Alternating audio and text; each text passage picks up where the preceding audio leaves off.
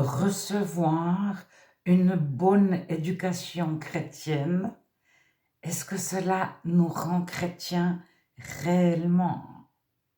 Cela nous donne une certaine éducation qui correspondra avec notre culture, c'est-à-dire qu'on apprend de la politesse, on apprend à ne pas mettre nos coudes sur la table, à mettre notre fourchette à droite, à gauche, notre couteau à droite. Notre verre à une certaine distance de l'assiette au bout de notre couteau, etc. Ça, c'est le minimum. Après, s'il y a l'entrée, le dessert, ça se complique tout de suite.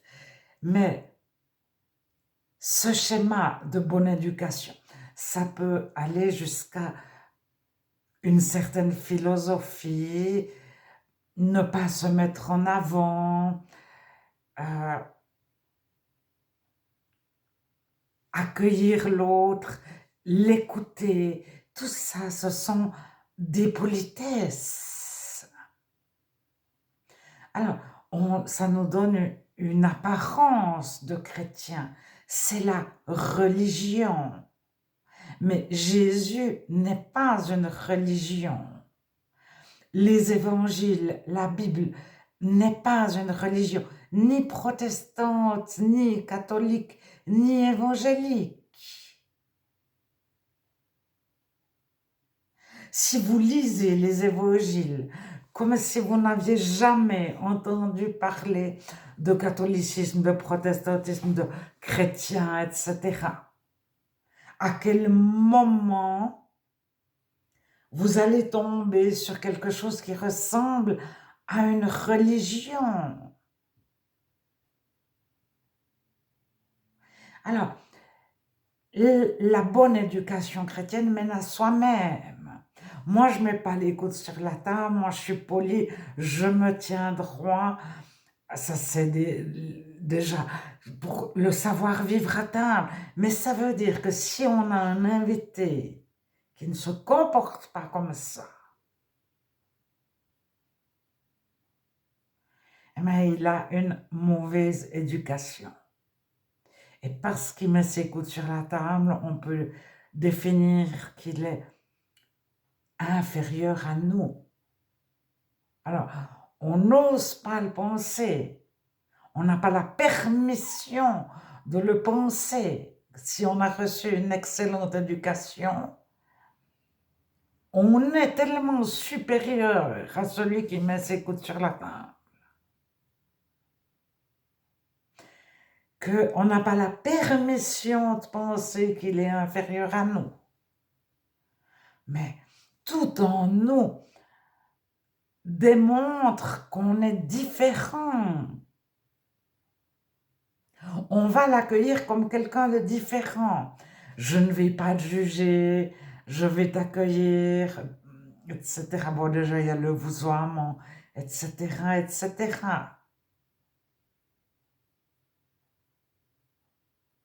Et je ne vais pas montrer mes qualités. Si j'étais toujours premier de la classe, je ne vais pas le dire parce que je suis bien élevée. J'ai reçu une bonne éducation. Mais pas toi, tu es différent.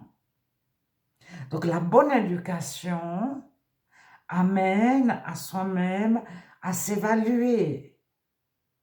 Moi, j'ai lu tel et tel auteur parce qu'il y a une base commune entre gens qui s'estiment de bonne éducation à avoir. Il faut avoir lu les mêmes 5 philosophes, les mêmes 5, connaître les peintres, etc. Alors, on peut être parfait en tout si on connaît aucun peintre. On est rayé de la carte des gens civilisés. Alors, ça nous amène, la bonne éducation chrétienne, pas à Dieu, mais à l'orgueil de se penser avoir reçu une bonne éducation. Et pas toi. Il y aura toujours et pas toi. Et c'est ce qui nous différencie.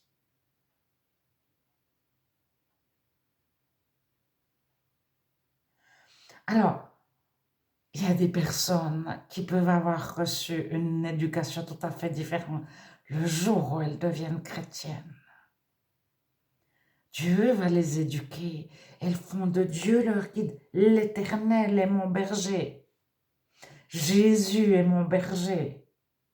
Mon guide, c'est lui qui me conduit vers des verts pâturages. Mais c'est Dieu qui nous apprend à pardonner, à ne pas parler dans le dos des autres. Alors on peut, dans notre éducation, on peut nous avoir dit ne parle pas des gens quand ils sont pas là, ne parle de le dos de personne.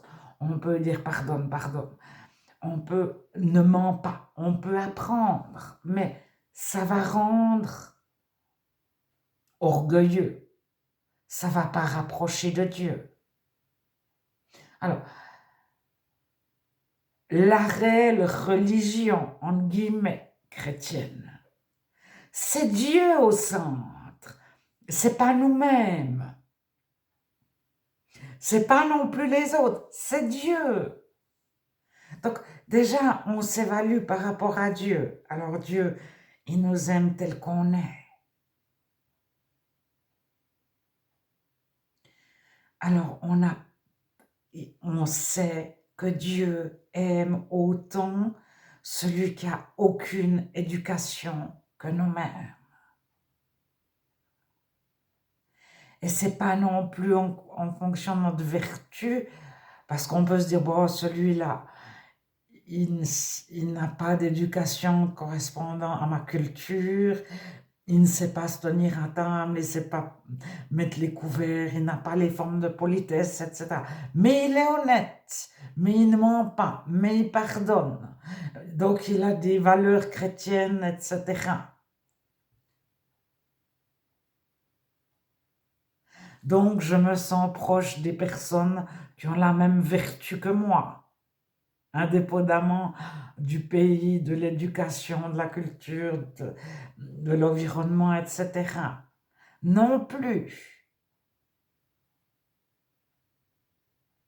Parce qu'on peut prôner, moi je ne mens pas, on peut prôner,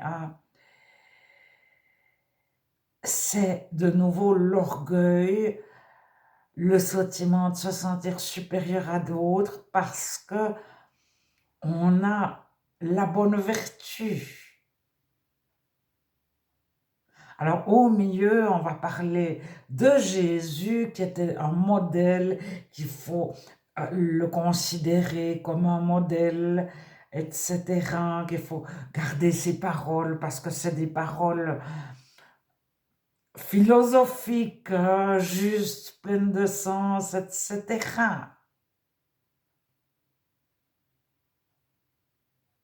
Mais on est encore à côté. Parce que le centre, c'est Dieu lui-même. Alors, la Bible, elle amène à Dieu. Si elle est vue comme elle-même quelque chose d'important, oui, elle est importante, mais j'entends, son but, c'est de nous amener à Dieu, pas de nous dire à l'intérieur de la Bible, il y a des choses super, etc., puis on reste plongé sur la Bible.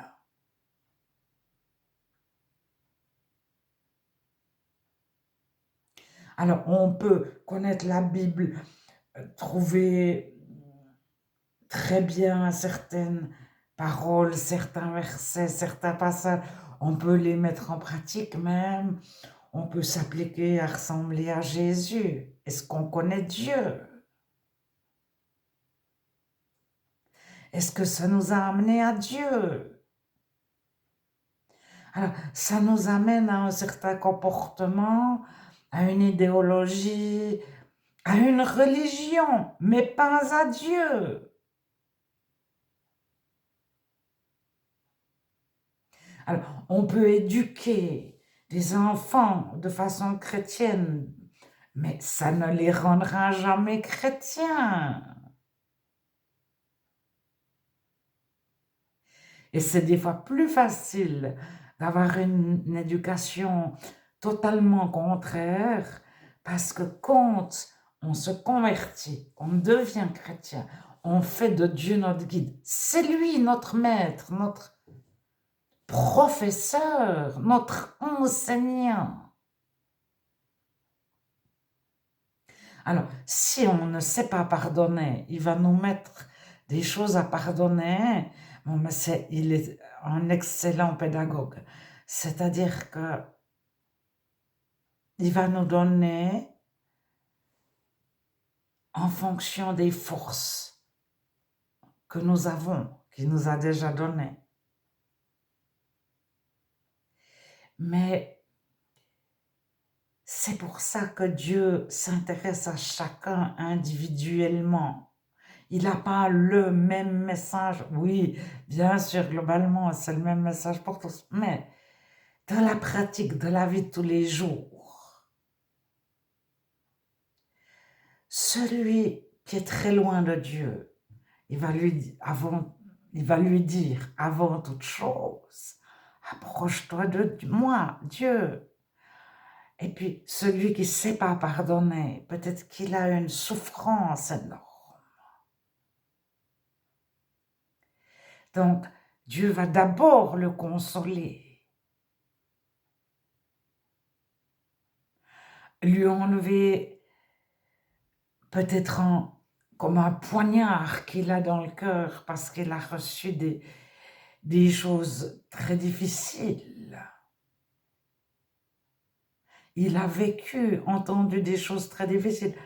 Alors, Dieu, il dit pas, t'as ton poignard dans le cœur, là, je te le laisse, et puis tu dois pardonner, etc. Alors, souvent, tout se fait en même temps, ça se règle en un clin d'œil. C'est-à-dire, au moment où on pardonne, on n'a plus mal.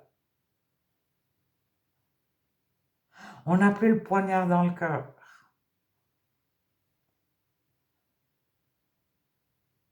Et Dieu va nous conduire, nous montrer que si nous demandons de pardonner, ça nous enlève tous nos poignards en même temps.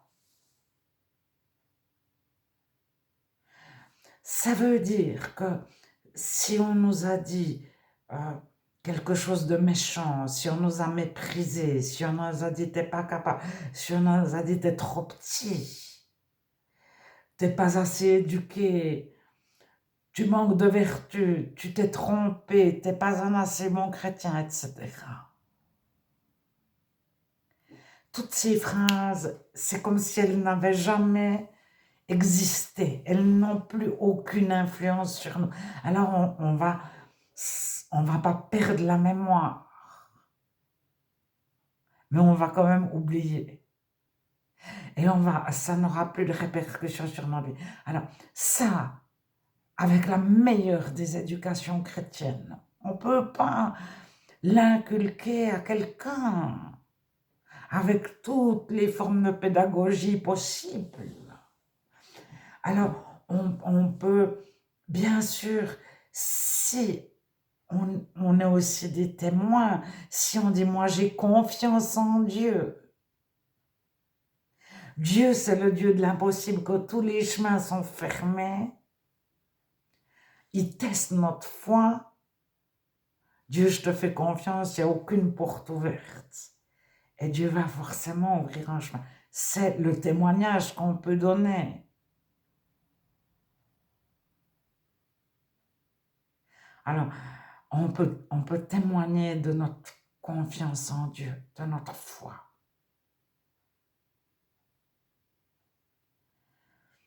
Et puis, mais même pardonner, dire à quelqu'un, pardonne, tu dois pardonner, le chrétien pardonne, c'est vertueux de pardonner, bla bla bla. Mais on peut parler pendant des heures. Est-ce qu'on arrive à lui enlever instantanément le couteau de son cœur, la flèche qu'il a reçue, une phrase ou un acte méchant, violent, blessant, tout ce qu'on veut. On n'arrive pas. Alors, on a, par le Saint-Esprit, la possibilité de dire la bonne phrase à l'autre, ou bien de prier, Dieu, mais tu fais ça, puis on voit Dieu agir sous nos yeux. C'est encore pas nous qui méritons quoi que ce soit. On n'a pas fait des prouesses. Ça s'apprend dans aucune école. On peut avoir fait théologie 7 ans, 14 ans, et puis avoir arrêté faire théologie dans un autre contexte, dans un autre pays, puis continuer, puis avoir 300 doctorats en philosophie, etc. On peut avoir de l'expérience. On peut se dire, j'ai déjà vu 25 personnes dans la même situation. Il s'est passé ça, ça, ça. Alors, Dieu, pour qu'on compte sur lui, puis qu'on ne s'enorgueillisse pas, parce qu'on peut aussi s'enorgueillir et dire, moi j'ai les dons de Dieu, j'ai le don du Saint-Esprit, le Saint-Esprit m'a montré, etc. Oui, Jésus n'est pas une religion. Moi, je suis remplie du Saint-Esprit. Et puis, je vais te montrer, ça peut tout autant mener à l'orgueil. Et à une méthode, et à une... Devant telle situation, je prie comme ça. Mais devant telle situation, c'est Dieu, qu'est-ce que tu aurais fait? Qu'est-ce que tu penses? Pourquoi je suis devant cette situation? Alors, des fois, ça marche, ça marche, ça marche, ça marche. Puis pour finir, on oublie de demander à Dieu. On ne voit plus que c'est Dieu qui agit. On ne place plus Dieu au centre. On place une certaine prière, une certaine façon de prier, un certain acte, notre bonne vertu. On se met des mérites à soi-même. Et puis ça marche plus. Moi, j'ai compris comment ça marche plus. Parce qu'on a oublié l'essentiel. On a oublié Dieu.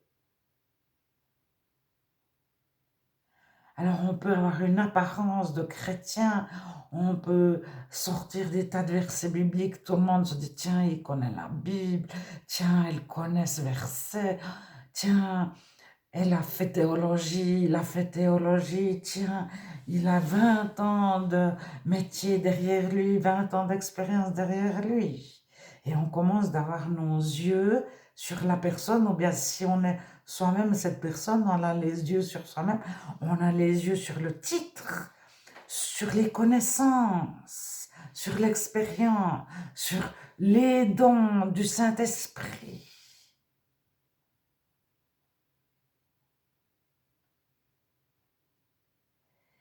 Et puis, on a les yeux sur la Bible. Mais c'est pas faux en soi, mais la Bible doit nous amener à Dieu. C'est toutes des portes qui nous amènent à Dieu. Si la Bible nous amène à la Bible sans nous amener à Dieu, il faut se poser la question, j'ai une éducation chrétienne sans Dieu. Mais c'est une aberration. Si Dieu n'est pas mon professeur, si Dieu ne m'éduque pas, je reproduis ce que je pense juste moi, ou ce que mes parents ont trouvé juste, ou ce que le pasteur a trouvé juste, ou de nombreux pasteurs. Ils ont fait un consciencieux, on a voté la majorité, ce qu'on pense nous juste, c'est ça, ça, ça. Alors, ils arrivent même à dire, Dieu nous a dit que... Alors, on se laisse guider par un homme, par un groupe d'hommes, par une dénomination, par une femme, par un groupe homme-femme. On se laisse guider par ce qu'on pense soi-même qui est juste et bien, ou ce qui fait que d'autres sont admirés, d'autres ont gagné, d'autres ont plus de connaissances, d'autres y arrivent mieux. Qu'est-ce qui fait? Et on cherche chez chacun qu'est-ce qu'il a de mieux. Pourquoi il en est arrivé là? Moi, je pense que celui-là, c'est le modèle à suivre. Pourquoi? Alors le chrétien, il suit Dieu, c'est son modèle, c'est Dieu, son enseignant, c'est Dieu, son professeur, c'est Dieu. Et il n'y a que Dieu qui sait. On a réussi à pardonner 6 choses, mais pas la 7e. Alors, on peut faire 20 ans de thérapie, mais on peut dire, Dieu, pourquoi je me suis réveillée ce matin, j'étais tout mal. Et puis en 1 minute, mais en quelques fractions de secondes, le problème est réglé.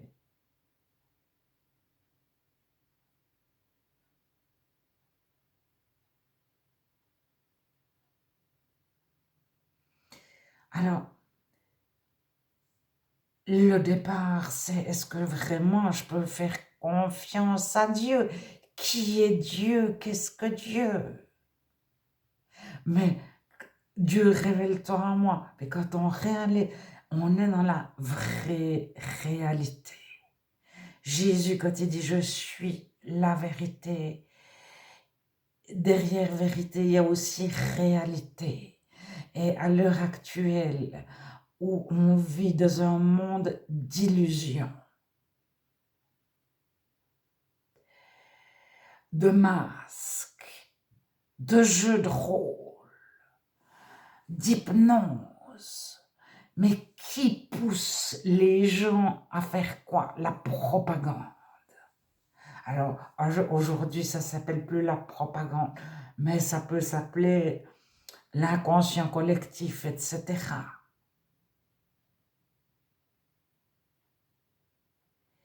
Mais on est content de savoir que Dieu, il nous a créés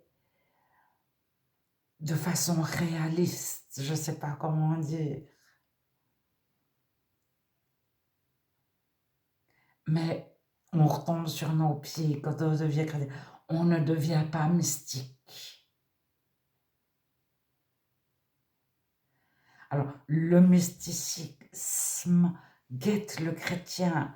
Il y a des tas de choses qui vont essayer de le happer pour qu'il ne reste pas sur les 3 chemins de la vérité. Et parmi ces choses, il y a l'orgueil, le mysticisme, la religion. Moi, je veux ressembler à celui-là.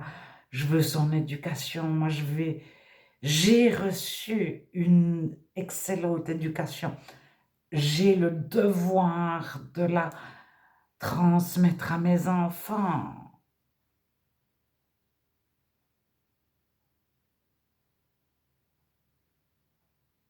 Nous, on est supérieurs à d'autres. Et Dieu, quand on devient chrétien, il nous enlève notre orgueil.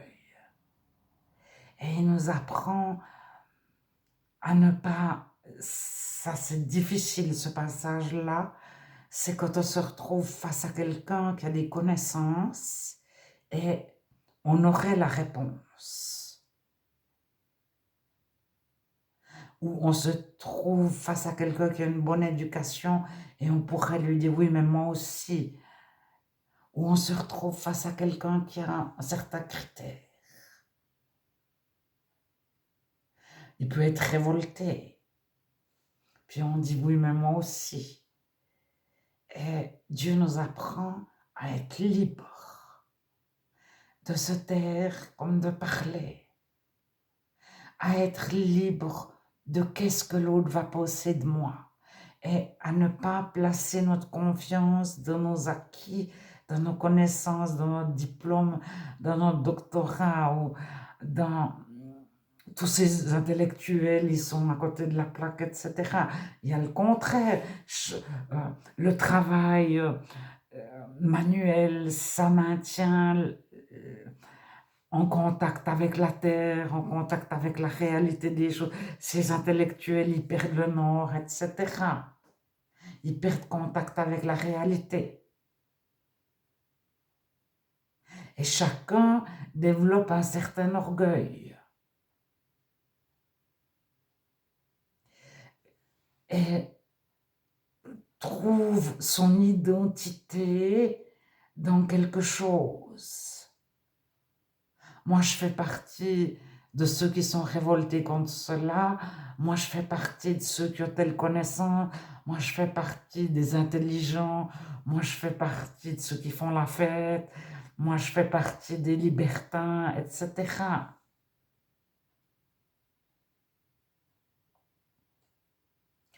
Et ça peut être, moi, je fais partie des vertueux, des religieux, de ceux qui ont la bonne religion, etc. Mais il n'y a toujours pas un Dieu. Et Dieu nous apprend à ne pas revendiquer ce qu'on est. Mais ça peut être double parce qu'à un moment donné, on peut en faire une identité. Moi, je ne revendique pas que. Et on peut. Moi, je ne me mets pas en avant. Moi, je ne dis pas que j'ai réussi ça ou que j'ai telle famille ou etc. Et on peut se faire une identité tout autant qu'en mettant des choses en avant. Ne pas mettre en avant quelque chose, c'est de la fausse humilité. Donc c'est de l'orgueil.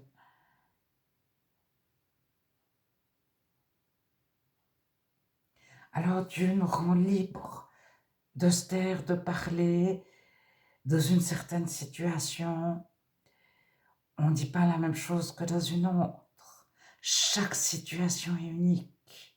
C'est pour ça qu'on ne peut pas avoir de l'expérience. L'expérience du chrétien, c'est comment je reste à Dieu, en Dieu, devant une situation bonne, mauvaise, devant une décision à prendre, je mets combien de temps pour aller à Dieu? Avant, je téléphone à mon médecin, à mon meilleur ami, à ma femme, à mon mari, à mes enfants, à ma mère, etc. Et puis quand j'ai pas trouvé, personne ne m'a donné de solution, je m'adresse à Dieu.